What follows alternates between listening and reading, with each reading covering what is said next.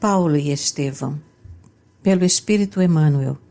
Psicografia Francisco Cândido Xavier. Segunda parte, capítulo 6, parte 4. Ninguém se interessou por Jesus e muito menos em oferecer-lhe hospedagem por uma simples questão de simpatia. Era a primeira vez, desde que iniciara a tarefa missionária, que se retiraria de uma cidade sem fundar uma igreja. Nas aldeias mais rústicas sempre aparecia alguém que copiava as anotações de Levi para começar o labor evangélico no recinto humilde de um lar. Em Atenas, ninguém apareceu interessado na leitura dos textos evangélicos. Entretanto, foi tanta a insistência de Paulo junto de algumas personagens em evidência que o levaram ao Areópago para tomar contato com os homens mais sábios e inteligentes da época. Os componentes do nobre conclave receberam-lhe a visita com mais curiosidade que interesse.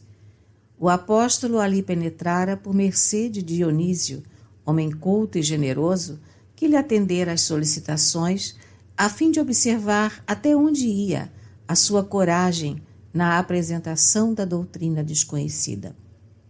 Paulo começou impressionando o auditório aristocrático, referindo-se ao Deus desconhecido, homenageado nos altares atenienses. Sua palavra vibrante apresentava cambiantes singulares.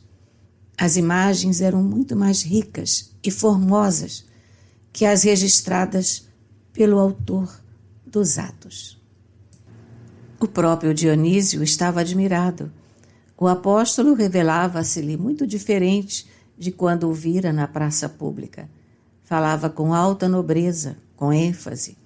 As imagens revestiam-se de extraordinário colorido, mas quando começou a discorrer sobre a ressurreição, houve forte e prolongado murmúrio.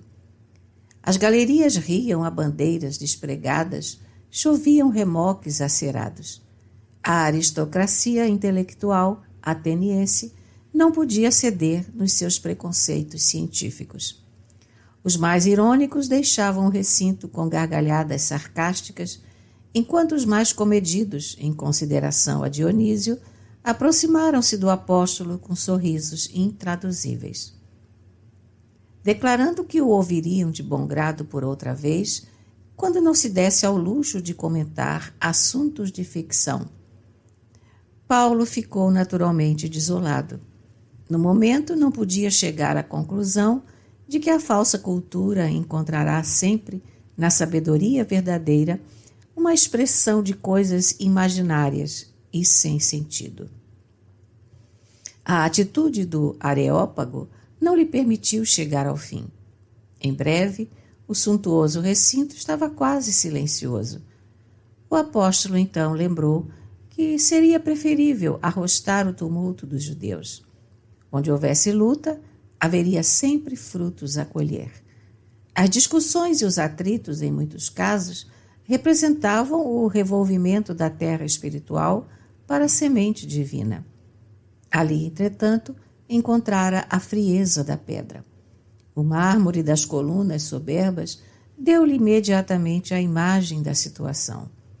A cultura ateniense era bela e bem cuidada, impressionava pelo exterior magnífico, mas estava fria, com a rigidez da morte intelectual. Apenas Dionísio e uma jovem senhora, de nome Dâmaris, e alguns serviçais do palácio permaneciam a seu lado, extremamente constrangidos, embora propensos à causa. Não obstante o desapontamento, Paulo de Tarso fez o possível por evitar a nuvem de tristeza que pairava sobre todos, a começar por ele próprio. Ensaiou um sorriso de conformação e tentou algo de bom humor. Dionísio consolidou ainda mais sua admiração pelas poderosas qualidades espirituais daquele homem de aparência franzina, tão enérgico e cioso de suas convicções. Antes de se retirarem, Paulo falou na possibilidade de fundar uma igreja, ainda que fosse num humilde santuário doméstico, onde se estudasse e comentasse o Evangelho. Mas os presentes não regatearam escusativas e pretextos. Dionísio afirmou que lamentava não lhe ser possível amparar o cometimento, dada a angústia de tempo. Dâmaris alegou os impedimentos domésticos.